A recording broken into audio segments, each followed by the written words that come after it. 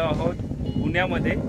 आणि पुण्यामध्ये मी आलो आहोत, तुम्हाला माहीत आहे, पुण्यामध्ये आहेत छत्रपती शिवाजी महाराजांचा खूपच मोठा पुतळा चिखलीमध्ये. बघू शकता तुम्ही माझ्या मागे हा पुतळा आहे.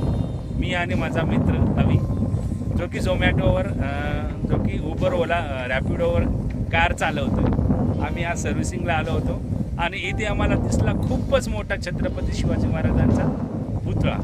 बघू शकता तुम्ही किती मोठा आहे. मला वाटतंय की किती असेल हा पुतळा. बघा तुम्ही, आम्ही खूपच छोटे दिसतो इथे, खूपच छोटे.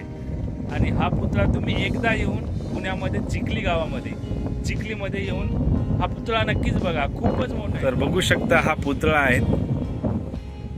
सुमारे तरी 100 मीटर म्हणजे 100 फूट एवढा पुतळा असेल हा पुतळा.